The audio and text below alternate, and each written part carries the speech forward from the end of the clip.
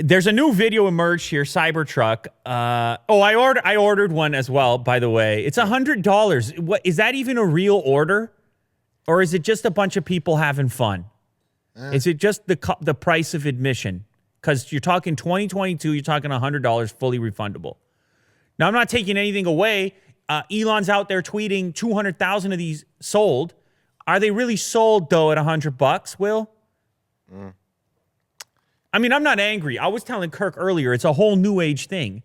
People got to put together the cash. Give them a reason to save up. For $100, give them the page that says, you just ordered a Cyber. It's a fun. You can't have more fun for $100, can you? You could pretend to buy that for $100. Kirk, you can't have more fun than that for $100. He just raised his eyebrows. He's having a lot of fun for $100, apparently. Just to say. So you select the thing, you send them $100 on your credit card. You have Google Pay, so it's already all in there. It takes 2 seconds, and then you say, I'm on order for a Cybertruck. Now, 100 is a key number, by the way, because $1 sounds stupid. It doesn't feel real. Yeah, it sounds like a troll. 1,000 is too much time to think. 1,000 person. Do I need a truck? 100. I just bought a Cybertruck. It's a weird psychology, and I feel like they're playing with us. They're toying with us on this, where they're trying to find the optimal hype machine. Elon is building the optimal hype machine. He's not building just a Cybertruck. He's not just bending steel, Will. You see the memes? You see the tweets? You see the low polygon count? It's a whole package deal. And it's growing as it would, as a meme does. It is a thing now in the universe. And that's not easy to accomplish. So you bend the metal, you create the crazy silhouette, you let people participate in the party for 100. Now you got noise. Yes. You know what this is like when you're far away from a party and all you hear is you can't make out the details. Yeah. You're not sure what song is playing. You see the spotlight. But you just know something's happening. And you're like, hey, maybe I'll stop. Maybe I'll check it out. It's like, come on, guys. Let's. It doesn't sound like my type of music. Maybe I'll just check it out. Yeah. I'm not really into the, you know what? That's what he's got going on. Yes, absolutely.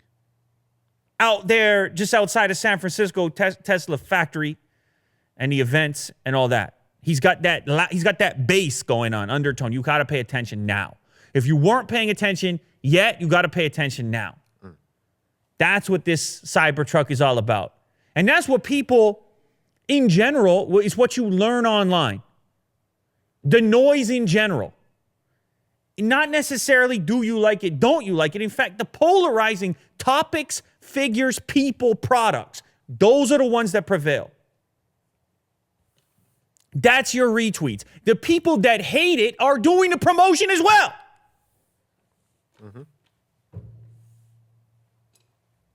It's all promotion.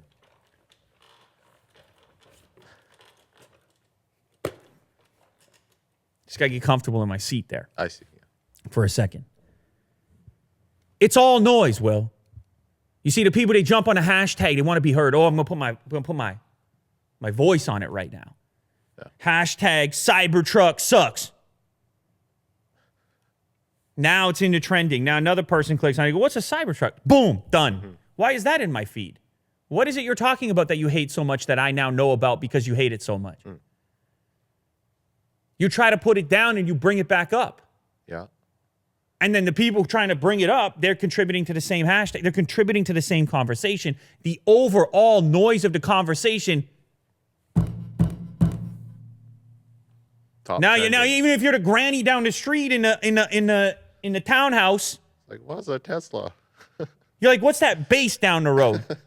I need to call the authorities. Yeah, I hear you. That thing parks in front of your house. Anyway, more specifically, new video here. We have a little bit, we have a video analysis to do here. We have a Cybertruck having a tug of war with a Ford F-150. Now, I just have to, can you pause this for a second, Will, please? Apologize. So that F-150, that's not a heavy spec, just to be clear. It's not their top of the It's not a heavy spec F-150. And on top of that, with these types of tests, and I'm just trying to, I don't actually own an F-150 right now. I actually have a GMC. I've had F-150s in the past. Yeah. We don't know a lot about it. We don't even know if it's, do we even know if it's a four-wheel drive? It could be a rear-wheel drive. We don't know. These type of tests have a lot to do with traction, as Electrek on their article outlines. These type of tests have a lot to do with traction. Tires make a big difference, tire choices. They could just grab any F-150 and then their version of Cybertruck. You look at this profile image as well, I should mention, there's been a lot of conversation about the scale of the Cybertruck comparatively. And I was worried it was going to be, when I first saw him, that thing is massive. Mm-hmm. But then here you start to say, okay, it kind of fits into the typical profile of a truck. But it definitely, in this image here, looks a bit longer than that four-door F-150. So when I was questioning, I was talking on Twitter, I was talking to Detroit Borg, he said, no, they shrunk the this and that. But looking at this image right here, I think it was being compared to some other F-150 beyond the popular one with the short bed, 5.5, four-door. You see those F-150s everywhere. You can configure that four-door with a 6.5 bed, at which point I feel like then they are the same size. So I still feel at this moment that Cybertruck is going to be a bit longer than what I'm currently, the popular four-door truck that you see. But it's in the same realm. It's just that striking shape occupies so much more of your visual field. It looks photoshopped, to be honest. It doesn't even look unreal. real. It doesn't even look real. Yeah. You see it on the road next to a real car, it doesn't even look real. Yeah. But from this angle, it kind of looks cool, though, from up here. Yeah. So anyhow, they proceed to do this tug of war. For some reason, it seems to me the Cybertruck gets a little head start or something. Play the clip now. It's at least rolling where the other vehicle doesn't look like it's rolling at the very. It has, look how many views, 9.6 million. Elon's like, why did they get the chance to roll? I don't know. But anyhow, you see there's no traction to the rear wheels of the F-150, and it just goes. It just gets tugged. It gets pulled.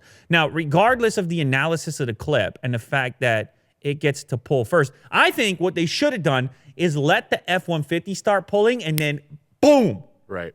blow it out. Just blam. Smoke and everything else.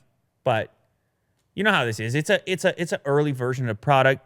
Everything's going to change. We're going to see a lot change as we get closer to the development. But I don't doubt if we're looking at a triple motor thing, you know how torquey these electric cars can be. Mm-hmm. They can generate tremendous amounts of torque right out the gate. I don't doubt that this could happen, regardless of the specifics of this particular test. So getting back to the dimensions, I think this is something that has just really intrigued me. F-150s come in lengths from 209 to 251 inches, 80 to 86 inches in width, and 75 to 79 inches high. The reason the F-150 is constantly used for comparison is because it is the most popular passenger vehicle in the United States. Kirk's looking around. We got technical difficulties. Yeah.